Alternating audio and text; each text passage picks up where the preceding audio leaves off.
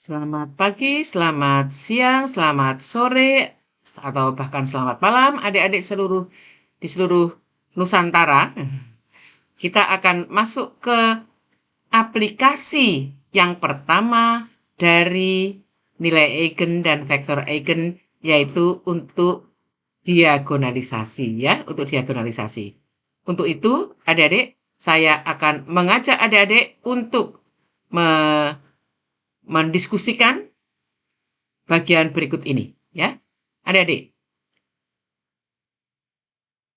mari kita lihat matriks D dengan ukuran 2x2, komponennya 5002. Dengan mudah dapat dihitung, D kuadrat itu sama dengan 5 kuadrat 3 kuadrat. Dan D pangkat 3 akan sama dengan matriks diagonal juga 5 pangkat 3, 3 pangkat 3. Nah, secara umum, untuk sebarang bilangan bulat K, positif K, akan dapat diperoleh D pangkat K itu sama dengan 5 pangkat K, 3 pangkat K, ya. Diagonal, ya. Nah, ini komponennya adalah 5 pangkat K, 0, 0, 3 pangkat K. Untuk matriks bujur sangkar sebarang, kemudahan perhitungan seperti yang dimiliki matriks diagonal tidak selalu diperoleh. Tetapi, jika matriks tersebut dinyatakan dengan matriks A sama dengan P, D, P inverse dengan P matriks invertible, dan D matriks diagonal, artinya A dapat didiagonalkan, maka Anda akan mempunyai A kuadrat sama dengan P, D kuadrat P inverse. Secara umum, A pangkat K akan sama dengan P, D pangkat K, P inverse. Jadi apa adik? Jika A sama dengan P, D, P inverse, maka perhitungan A pangkat K juga akan mudah. Sepanjang Anda mempunyai matriks P-nya yang invertible tadi, yang memenuhi A sama dengan P, D, P inverse. Matriks A dengan sifat A, P, D, P inverse tersebut, dengan P-nya invertible, disebut matriks yang dapat didiagonalkan, ya, sudah kita diskusikan sebelumnya. Kondisi yang lebih umum diberikan dalam definisi berikut. Matriks bujur sangkar A dikatakan similar dengan matriks B jika terdapat matriks invertible P sehingga A sama dengan P, B, P inverse, ya adik-adik, ya. Kita mengulang sedikit, ya. Terkait dengan definisi tersebut, dapat dikatakan bahwa jika matriks A dapat didiagonalkan, maka A similar dengan suatu matriks diagonal. Pada bagian berikut akan ditunjukkan salah satu manfaat vektor eigen suatu matriks untuk mengidentifikasi apakah suatu matriks dapat didiagonalkan atau tidak. Proposisi yang pertama, suatu matriks A yang berukuran n kali n dapat didiagonalkan. Ini syarat perlu dan cukup, ya. Jika dan hanya jika A mempunyai n vektor eigen yang bebas linear. Ini pembuktiannya simpel, ya. Diberikan n vektor eigen A yang bebas linear, sebut saja V1, V2, sampai Vn. Kemudian dibentuk matriks P yang kolom-kolomnya adalah V1, V2, sampai Vn tadi. Dan lambda 1, lambda 2, sampai lambda n adalah unsur-unsur diagonal dari matriks D tersebut. Selanjutnya, kita akan dapat melakukan perkalian antara A dengan P. A dikalikan dengan P sama dengan A dikalikan dengan matriks yang kolom-kolomnya adalah V1, V2, sampai Vn.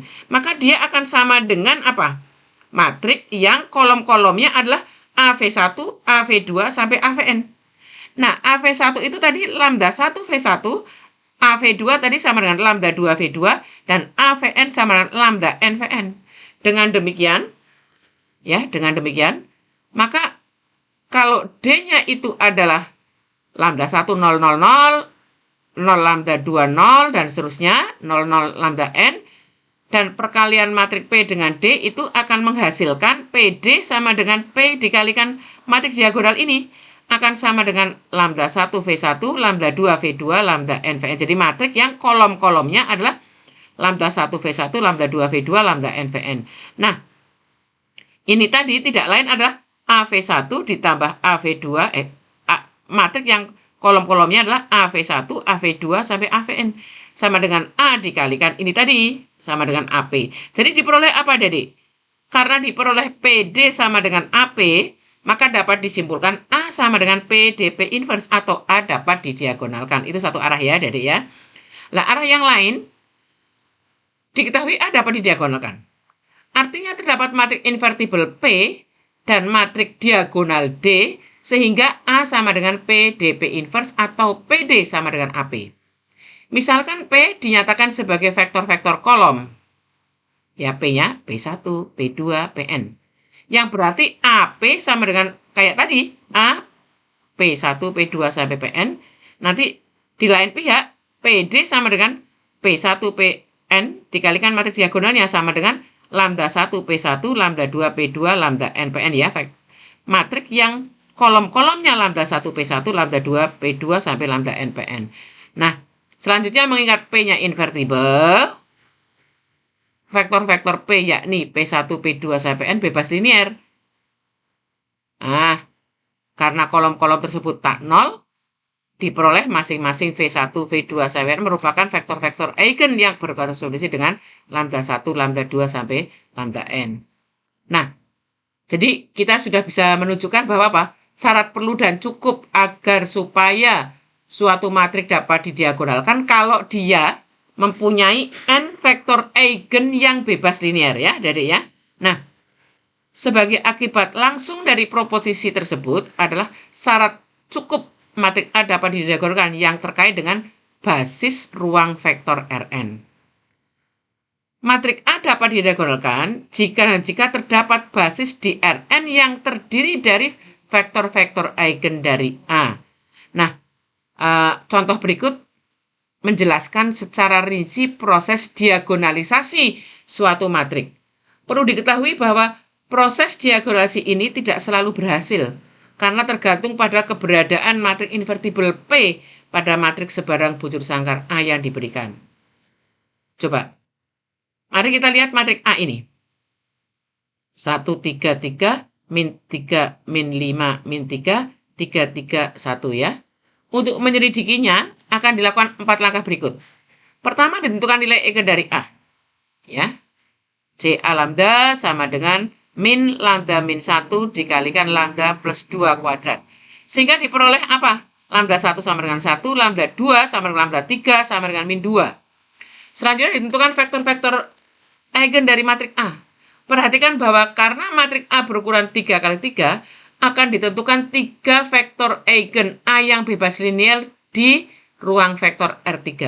Dengan mencari solusi sistem persamaan linear homogen A dikurangi lambda IV sama dengan 0, masing-masing nilai eigen tersebut akan diperoleh. Vektor eigen yang bersesuaian dengan lambda 1, kita hitung ya. Nanti akan sama dengan, kita dalam perhitungan itu nanti kita akan mendapatkan salah satunya, itu adalah V1 sama dengan 1 min 1, 1.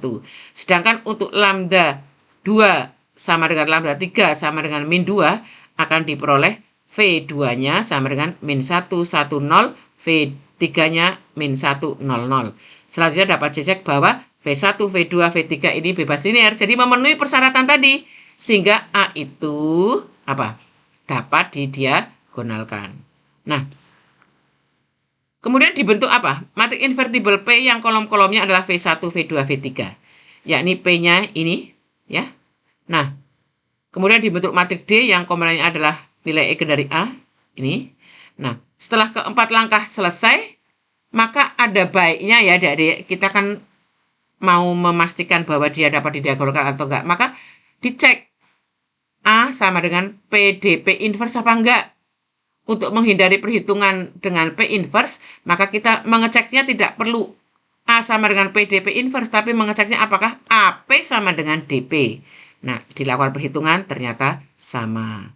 Nah, diberikan contoh lain sebagai berikut, adik-adik.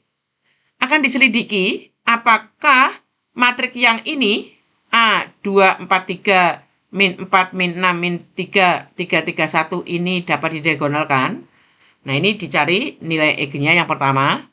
Kemudian ada 3 nilai eigennya sama. Kemudian untuk lambda 1 sama dengan 1, ada mendapatkan V1-nya 1, min 1, min 1. Dan nanti untuk lambda 2, lambda 3, min 2 akan diperoleh vektor eigennya V2-nya min 1, 1, 0. Nah, sebagai akibatnya nanti tidak ada lagi vektor eigen yang lain yang bebas linier. Ya. V1, V2 hanya itu saja. Sehingga tidak mungkin didapatkan basis R3 yang merupakan vektor-vektor eigen dari A. Sehingga dapat disimpulkan A-nya tidak dapat didiagonalkan. Begitu ya adik-adik ya. Karena apa? Tidak bisa dibentuk vektor eigen yang terdiri dari 3 yang bebas linier.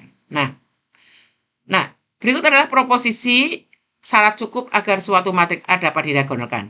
Jika A merupakan matriks diagonal berukuran n kali n mempunyai n nilai eigen yang berbeda, maka A dapat didiagonalkan. Ini adalah syarat cukup ya. Nah, ini untuk membuktikannya tidak terlalu sulit. Silakan adik-adik renungkan begitu ya. Kurang lebih kayak tadi gitu ya. Nah, ini jadi apa adik-adik? Anda belajar bagaimana nilai eigen dan vektor eigen itu bermanfaat untuk proses diagonalisasi. Ya, begitu adik-adik. Kita nanti akan pada 2 sub pokok bahasan berikutnya, kita akan bicara aplikasi yang lain.